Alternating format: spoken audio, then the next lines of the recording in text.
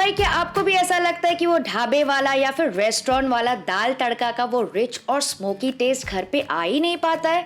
तो चलिए भाई, आज मैं आपको बताती हूँ एकदम सिंपल स्टेप्स में सारे के सारे सीक्रेट्स के साथ। चलिए शुरू करते हैं। तो भाई इसके लिए हमको लगेंगी ये तीनों दाल। सबसे पहले बोल में ले रही हूँ 3/4 कप तुअर दाल, इसको अरहर दाल भी कहते हैं।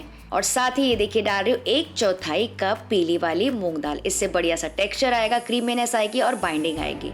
सिर्फ तुअर दाल से बनाएंगे ना तो पतली हो जाती है। 2 से 3 टेबलस्पून डाल रही हूँ चना दाल, बढ़िया से बाइट और टेक्सचर के लिए। और इन सारी दालों को ना अच्छे से धो लेंगे 2 से 3 बार। तो ये जो कॉम्बिनेशन है एकदम बेस्ट होता है, परफेक्ट होता है, सारे रेस्टोरेंट्स में भी यूज किया जाता है। पर फिर भी अगर आप चाहें तो इसमें 1 से 2 मुट्ठी मसूर दाल भी डाल सकते हैं। अच्छे से इसको धो लिया। अब इसको साफ पानी में भिगा देंगे कम से कम 1 घंटे के लिए। तो अब दाल अच्छे से भीग गई है, इसका पूरा पानी निकाल देंगे, ट्रांसफर कर लेंगे प्रेशर कुकर में। साथ ही डाल रही हूँ 2 कप पानी। ज्यादा पानी बिल्कुल नहीं डालना है क्योंकि हम पतली दाल नहीं बनाने वाले हैं, एकदम गाढ़ी होनी चाहिए। 1 टीस्पून नमक डाल रही हूँ, 1/4 टीस्पून हल्दी, 1 तेज पत्ता, 1 टुकड़ा दालचीनी का, 2 से 3 लौंग और 1 टीस्पून घी। बढ़िया सा फ्लेवर भी आएगा और कुकर भी खराब नहीं होगा। और इसको ढक के पकाएंगे मीडियम हाई फ्लेम पे 2 सीटी बजने तक। ठीक है, उससे ज्यादा मत बजाना, इसका पूरा प्रेशर निकलने देंगे। चलिए खोल के चेक करते हैं। ये देखिए दाल कितनी अच्छे से पक गई है और आप इसका टेक्सचर देख सकते हैं। इसी वजह से ना हमने ज्यादा सीटी नहीं बजाई थी, वरना जो दाल है ना एकदम पेस्टी पेस्टी सी हो जाती है। और एक इम्पॉर्टेंट पॉइंट, इसमें ब्लेंडर बिल्कुल नहीं चलाना है, इसको प्यूरे जैसा नहीं करना है। आप चाहें तो इसमें बस इस तरह से मंदिड़ा चला सकते हैं, क्योंकि जो दाल है ना हमको बिल्कुल इस तरह से दिखनी चाहिए, तो ही वो ढाबे वाला या फिर रेस्टोरेंट वाला टेस्ट आएगा। और अगर आपको थोड़ी दाल गाढ़ी लगे तो पानी डाल के एडजस्ट करके साइड में रख सकते हैं। तो इसको रख देते हैं साइड में, बनाते हैं बढ़िया सा तड़का। कढ़ाई में मैं ले रही हूँ 2 टेबलस्पून घी, बढ़िया सा फ्लेवर आएगा। साथ ही 1 टेबलस्पून तेल भी डाल रही हूँ, अच्छे से गर्म कर लेंगे। वैसे आप चाहें तो सिर्फ तेल भी यूज कर सकते हैं।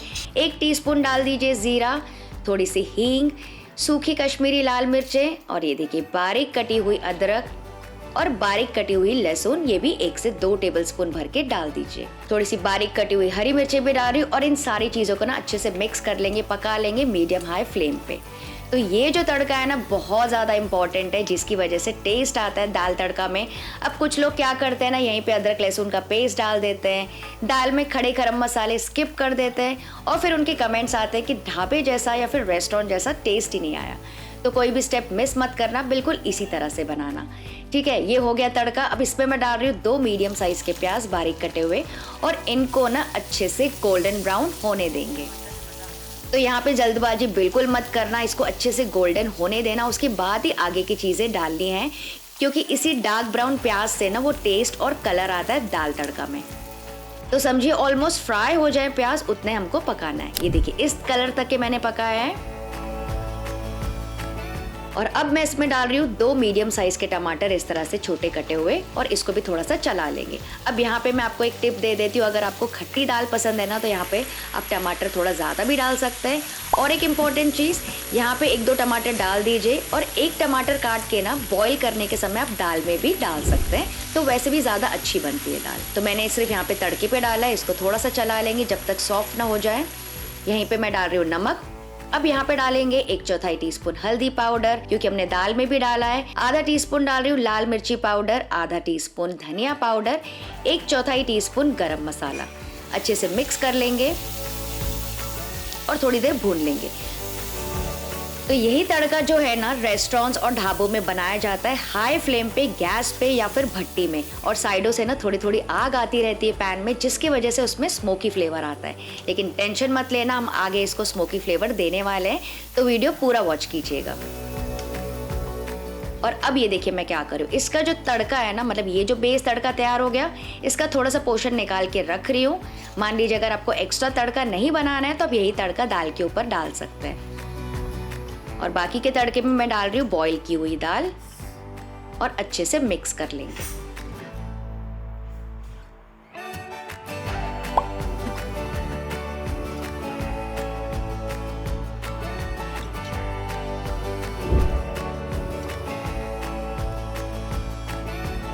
और मिक्स करने के बाद इसमें आप पानी डाल के एडजस्ट कर लीजिए जितनी गाढ़ी या पतली दाल आपको बनानी है। नॉर्मली ये वाली जो दाल होती है ना थोड़ी सी गाढ़ी होती है, तो आप अपने हिसाब से इसमें पानी एडजस्ट कर लीजिए और इसको अच्छे से कढ़ने दीजिए।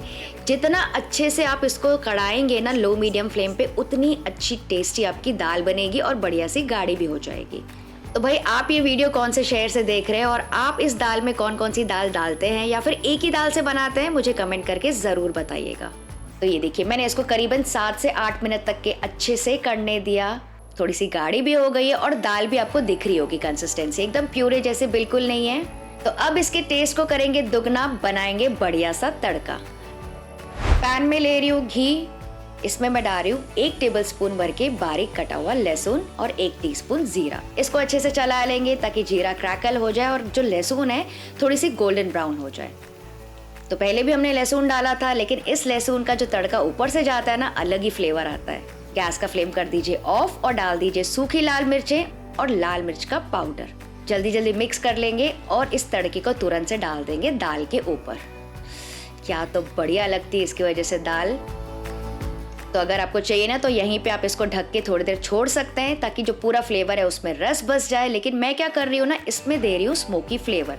तो इसके ऊपर रख दीजिए छोटी सी कटोरी या फिर प्लेट। इसके ऊपर रख देंगे एकदम गर्मा गर्म कोयला जिसको मैंने मैक्सिमम हीट में गर्म कर लिया है, और ऊपर से डाल देंगे 2 टीस्पून भर के घी या फिर तेल। ये देखिए जैसे ही धुआं उठने लगेगा ना, तुरंत से इसको ढक दीजिए ताकि पूरा जो धुआं है ना अंदर ही सेट हो जाए और रस बस जाए, जिसकी वजह से आपके घर में ही बन जाएगी रेस्टोरेंट वाली या फिर ढाबे वाली स्मोकी फ्लेवर वाली दाल तड़का। तो इसको तुरंत से बिल्कुल नहीं खोलना, इसको 5 से 10 मिनट लग जाते हैं। जब पूरा धुआं खत्म हो जाएगा उसके बाद ही हम इसको खोलेंगे। तो जब तक ये क्या कर लेते हैं, जीरा चावल तैयार कर लेते हैं। पैन में ले रही हूँ 2 टेबलस्पून घी, उसके बाद डाल रही हूँ 1 टीस्पून जीरा, अच्छे से क्रैकल होने देंगे। और इसी में मैं डाल रही हूँ 1 कप भर के बॉईल किए हुए बासमती चावल। तो इसको मैंने 80% तक के पका लिया था और इसको मैंने बॉईल किया है नमक और थोड़े से लेमन जूस के साथ। ये पूरे चावल इसमें डाल दिए। ऊपर से डाल देंगे आधा टीस्पून और नमक और ताज़ा धनिया, और जल्दी जल्दी मिक्स करेंगे। और बस इसी तरह से फटाफट जीरा राइस तैयार किया जाता है जब आप ऑर्डर करते हैं कोई भी रेस्टोरेंट में। तो भाई दाल तड़का और जीरा राइस का तो सबसे बड़ा हिट कॉम्बो होता है इंडिया में, तो इसको बिल्कुल भी मिस मत करना, इसी प्रोसेस से ज़रूर तैयार करना। तो ये भी तैयार हो गया, इसको रख देते हैं साइड में। चलिए चेक करते हैं दाल। ये देखिए जो पूरा धुआं है अच्छे से इसमें रस बस गया, और खोलते ही क्या तो खुशबू आ रही है घर में।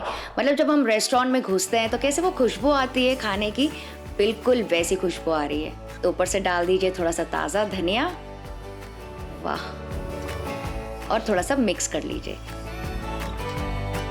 तो अब भाई मुझे सच में ये बताना कि असली मज़ा दाल तड़का का आपको कब आता है, लंच में या फिर डिनर में। परफेक्ट कलर आया है, कंसिस्टेंसी इसकी देखिए। तो बस इस गर्मा गर्म दाल को सर्व कीजिए और ऊपर से डाल देंगे तड़का जो कि पहले हमने रिजर्व करके रखा था प्याज टमाटर का,